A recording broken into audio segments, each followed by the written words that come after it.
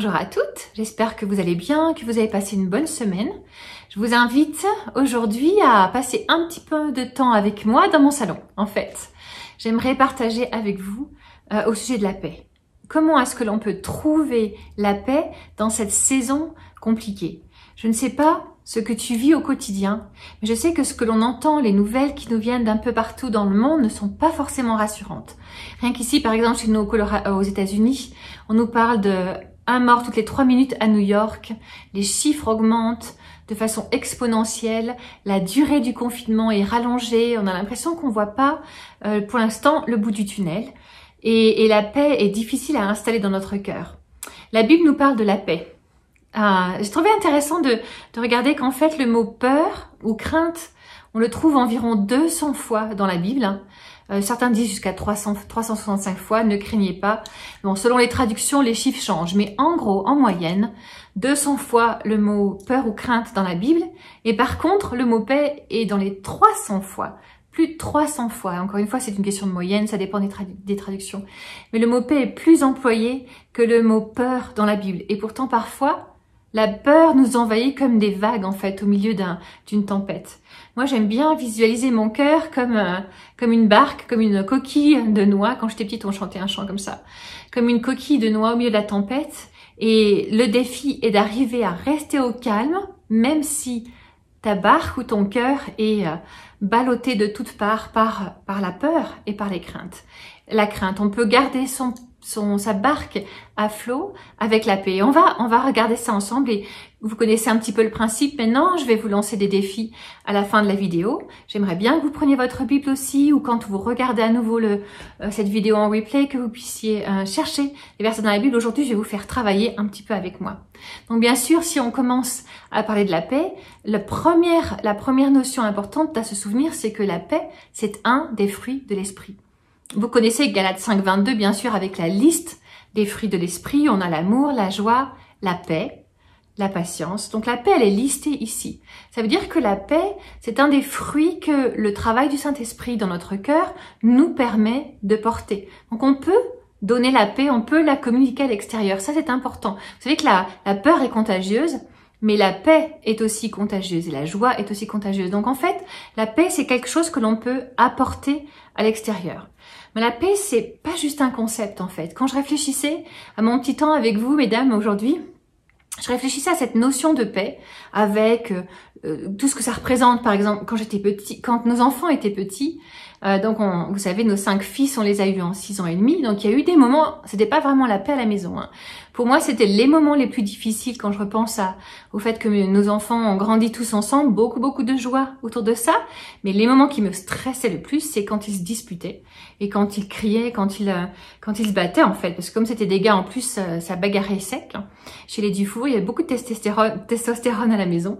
Et pour moi, c'était les moments les plus stressants. Je leur disais, j'ai besoin de paix les gars, il va falloir qu'on trouve un moyen. Et les fois où je me suis fâchée contre eux, c'était vraiment quand ils se disputaient, parce que la paix, c'était un objectif qui était important pour moi dans la maison. Donc pas toujours facile à obtenir et pourtant tellement important. Et donc je réfléchissais à cette notion de paix. À quoi ça ressemble la paix pour vous? Pour moi, ça ressemblait à le calme dans la maison et les enfants qui ne se disputaient pas. Qu'est-ce que ça veut dire ressentir la paix dans ton cœur et dans ta maison aujourd'hui?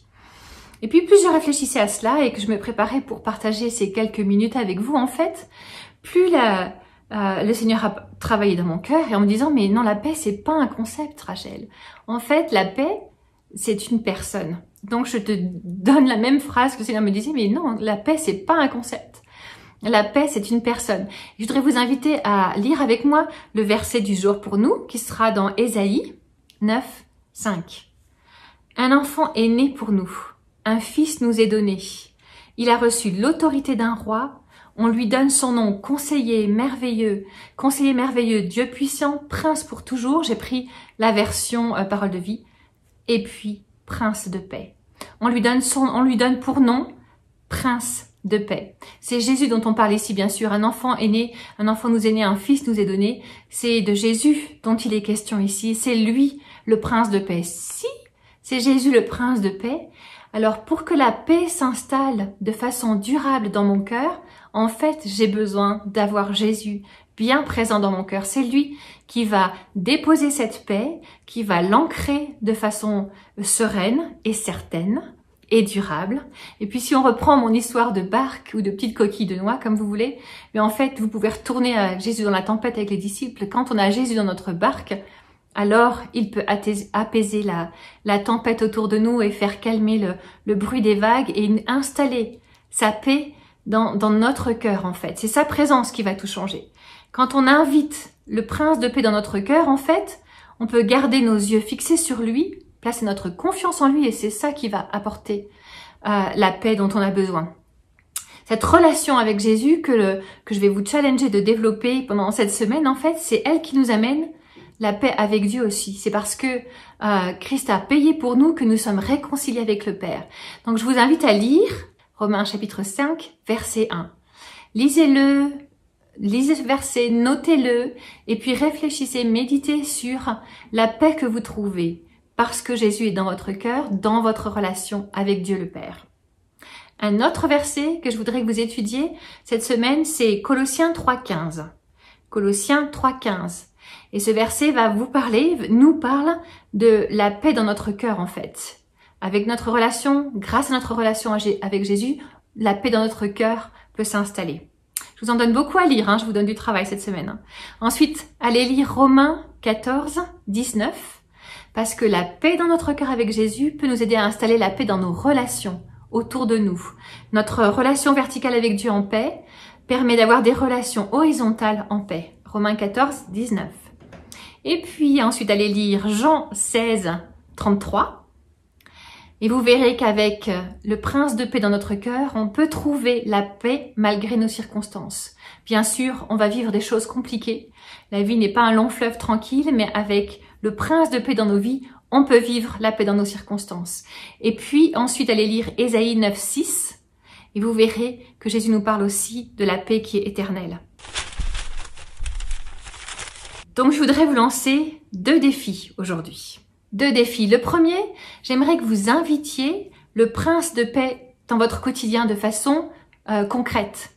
Donc, je vais vous encourager à, par exemple, vous faire un rendez-vous tout spécial avec Jésus en vous installant autour d'une tasse de café, avec un fauteuil, une chaise vide à côté et imaginez que Jésus vient s'asseoir lui-même avec vous.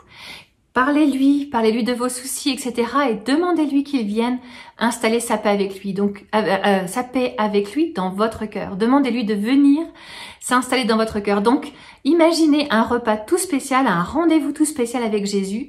Invitez le prince de paix dans votre quotidien. À chaque fois que vous sentez la tempête faire rage, posez-vous avec une chaise vide à côté de vous. Imaginez Jésus s'asseoir avec vous. Ça, c'est mon premier défi. Faites-le autant de fois que vous en aurez besoin cette semaine. Mon deuxième défi, il est basé sur Hébreux 12, 14, qui dit « Cherchez à vivre en paix avec tout le monde et à mener une vie qui plaît à Dieu. Sans cela, personne ne verra le Seigneur tant que ça dépend de vous, bien sûr. » Ou alors 1 Pierre 3, 11, qui dit « Fuis le mal et fais le bien, recherchez la paix et poursuivez-la. » Donc, j'aimerais que, basé sur ces 2 versets-là, vous demandiez au Seigneur de vous mettre sur votre cœur le nom d'une personne avec qui vous savez que vous avez besoin de faire la paix.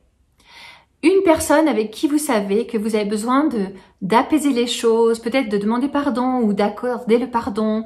Peut-être que l'idée qui viendra du Saint-Esprit sera que vous écriviez un petit mot pour cette personne ou que vous ayez une attention douce et gentille pour cette personne, que vous envoyez un petit cadeau, que vous ayez un geste qui démontre que vous voulez la paix et que c'est ce que vous cherchez à installer dans votre relation. Encore une fois, tant que ça dépend de vous, demandez au Saint-Esprit qui vous inspire, mais je vous encourage à faire une action qui va installer la paix dans votre relation. Donc, vous invitez Christ avec vous plusieurs fois cette semaine avec un rendez-vous tout spécial et vous faites une action qui amène la paix dans une relation autour de vous, que ce soit un voisin ou un membre de votre famille. Et voilà des moyens, des choses, des idées pratiques pour que cette paix s'installe dans votre cœur. Visualisez Jésus avec vous dans la barque parce que c'est lui, le prince de paix. Je voudrais vous laisser, avant de prier, avec le verset de Philippiens, dans le chapitre 4, le verset 7. « Ainsi la paix de Dieu, qui surpasse tout ce que nous pouvons comprendre, gardera ton cœur et tes pensées en Jésus-Christ. » Seigneur, merci pour la paix que tu nous donnes, parce que c'est toi le prince de paix et nous voulons nous accrocher à toi et t'inviter dans notre barque pour que tu sois avec nous tous les jours de notre vie comme tu l'as promis. Seigneur, je prie pour ma sœur, mon amie qui écoute en ce moment, que sa maison, que son foyer, que son cœur puisse être envahi par ta présence et par ta paix. Seigneur, donne-nous cette semaine de vivre des occasions, de susciter la paix autour de nous, que cette paix puisse s'installer de façon durable dans nos vies. Merci Seigneur pour qui tu es. Merci Jésus d'être le prince de paix qui est le maître de nos vies. Amen. Je vous embrasse bien fort, passez une bonne semaine et je vous retrouve très bientôt.